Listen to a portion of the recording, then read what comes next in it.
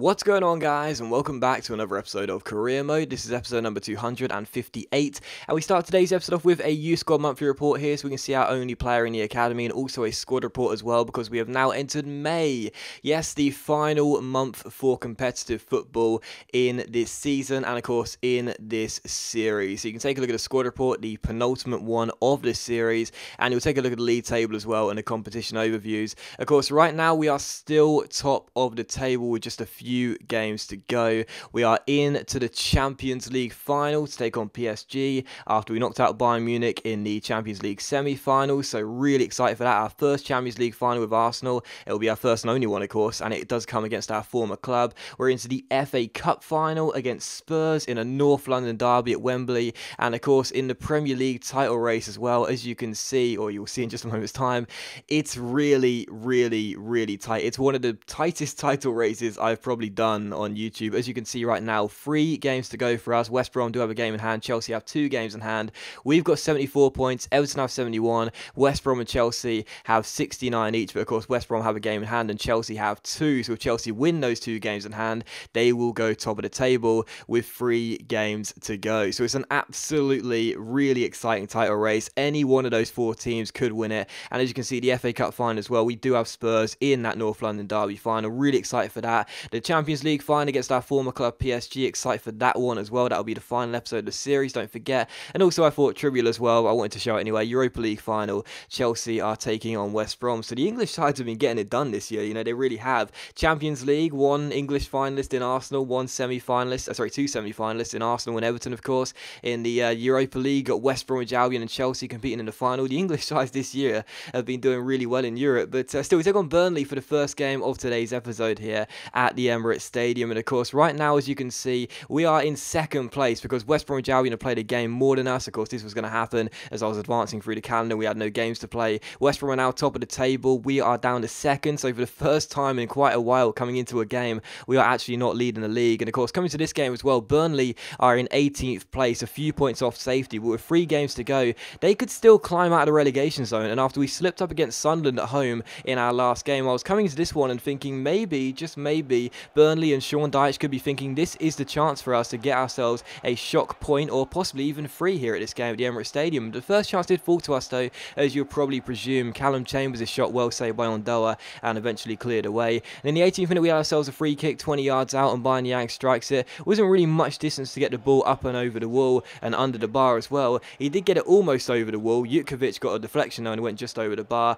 From the corner though, Mesut Özil crossed the ball in. Mario Williams wins the header, but it does go over the bar and behind for a goal kick. So still Arsenal 0, Burnley 0. In the 44th minute though, it was still goalless, but as Cristiano Ronaldo picks the ball up here, it's a great chance and he plays through Rodrigo Lazzari. The little Italian goes through one-on-one against Ondoa, puts it past the goalkeeper, and for the first time since injury, Lazzari gets himself a goal. So Arsenal 1, Burnley 0, Rodrigo Lazzari's first goal since injury, and I'm really pleased with that because, you know, he came back a few games ago and I put him right back into the first team once he was fully healed and the plaster went away from his name. I never like to play players when they got that plaster next to their name, so once I waited until it was gone, that plaster was gone, I thought I'll put Lazzari back in the first team. He's usually such a reliable source of goals, but since then he just hasn't scored. He's looked really inconsistent. Whenever he's got the ball, I've never really felt comfortable going through and trying to finish. But on that occasion, I was one-on-one and I knew he was going to score, and he did. So the number 9 does make it Arsenal 1, Burnley 0, and we do take the lead in this game. So delighted with that. It's his 12th of the season.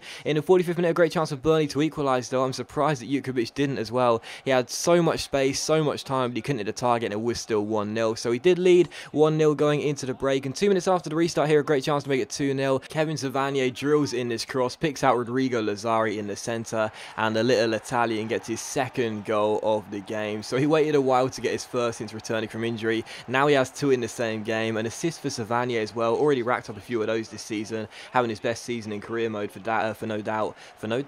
sure. And it's a really good crossing by Savanier, and Lazzari just could not miss. So it's Arsenal 2, Burnley 0. Lazzari's 13th of the season. In the 58th minute here, Burnley passed the ball straight to Lazzari, who intercepts. Ronaldo plays it through towards Niang, and then Niang makes it 3-0 just before the hour mark. So Niang getting the goal. We had a game in midweek as well, so I was contemplating resting a couple of the players, but instead I thought, nope, I don't want to risk it after the draw against Sunderland in the last game, and I'm glad I didn't, because as Niang makes it 3-0 there, we're surely now on course for the 3 points, and this is a massive win. We had to return to winning ways, we had to return to top of the table, and we're going to get it done here. So Arsenal 3, Burnley 0. In the 74th minute, a great chance to make it 4-0. Welbeck shot, well saved by Ondoa though, and Burnley get the ball away, so still 3-0. A couple of minutes later, we won ourselves another corner. Mesut Ozil standing over it. I didn't really know what to do with it, to be honest. I was contemplating playing it towards the edge of the area. Instead, I tried to crowd out the goalkeeper instead. Cross the ball into the centre. Welbeck wins the header against the goalkeeper, heads it in off the underside of the bar, and makes it Arsenal 4, Burnley 0. So Danny Welbeck comes off the bench,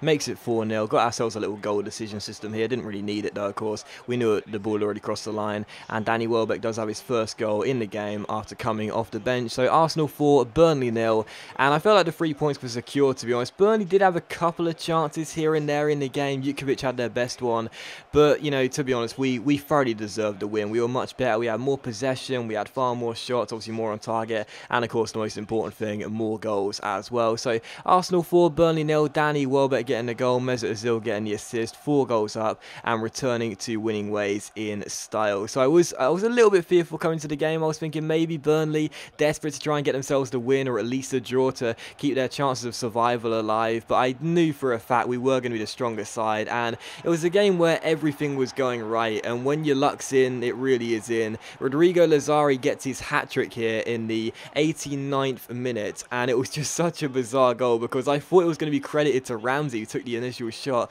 but it hits Lazari on the backside and goes past Ondoa. I didn't think that was enough of a deflection to take it past the goalkeeper. I thought it was going to go in anyway, to be honest, but even so, Lazari's claiming it. He says, I want my first hat-trick since returning from injury. You're not going to take this one away from me, Ramsey, and he doesn't. So Lazari gets credited with the goal. Arsenal 5, Burnley 0. That goal being scored by his backside, they all count, and it's Arsenal 5, Burnley 0. And we did have a chance to get a 6th goal in stoppage time. Lazari finds Danny Welbeck looking for his second of the game, but Ondoa makes a really good save, and Burnley clear. And it was how the game would finish as well. Arsenal 5, Burnley 0. So delighted to return to winning ways with a massive victory there against Burnley. We deserved the win. We were favourites going into the game, but again, I was thinking maybe, just maybe, we might slip up, but instead a really dominant performance, and it's exactly what we needed. And straight after that, to see as well that Chelsea were held to a 2-2 draw with Stoke was fantastic as well, because we just have 2 games to go right now. We are top of the table, and if we win both of these 2 games, we will be crowned champions. So it's it's not going to be easy. It's never as easy as that when you just say it out loud. You think how well we've done this season, you'd think, oh yeah, we should get 2 wins from the final 2 games easy, but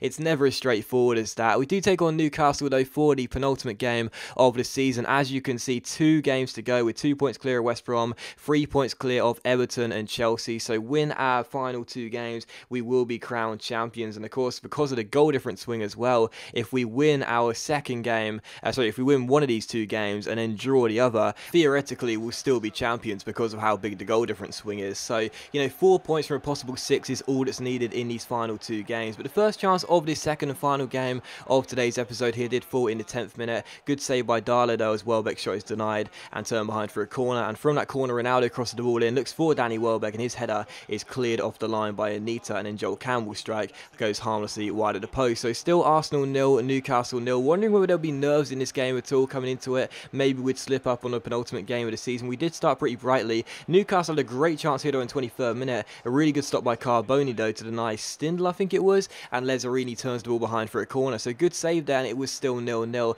But from the corner, it is Stindl who does cross the ball into the centre. He looks for his teammate Vukic in the centre. He does flick the ball in towards Sissoko. Sissoko finds Nathan Redmond, but as he gets tackled here, we get the ball away with Mari Williams. Yamat makes a slight interception, but Aikicek picks it back up, finds Niang, who runs at Vlad Kirikez, beats him here, goes through the left-hand side. It's a great chance for Niang to make it 1-0. Can he finish from a tight angle though?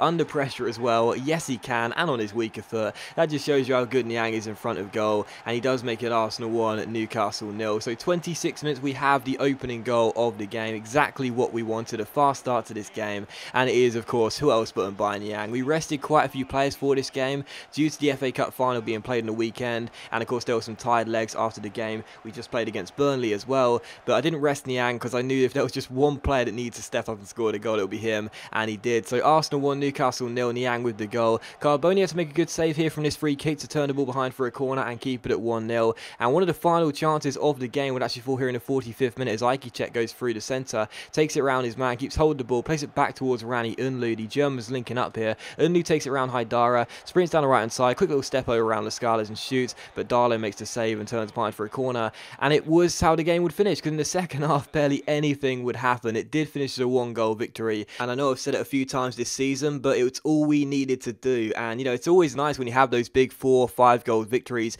against opponents, but you can't always play like that. Sometimes you need to win ugly, win dirty, grind out a result, and that's exactly what we did there. We did what we needed to do. We got ourselves the win with a strong defensive performance by a 1-0, and I'm really pleased with that, because it does mean that coming into the final day, as you can see, West Brom, Everton and Chelsea all still have a game in hand on us, but even if Chelsea and Everton win their games in hand, they'll get to 77 points. Due to the goal difference swing, you can't see them catching up now. It's a 2-horse race between West Brom and Arsenal, and if West Brom do win their game in hand, we'll still be 2 points clear, and of course, because of the goal difference swing, 1 point will surely see us be crowned champions. But that is going to end the episode, guys, so as always, a big thank you for watching the video. Really hope you have enjoyed it. If you have enjoyed today's episode of Career Mode, then please do leave a like, and I'll see you for the next episode of Career Mode very soon.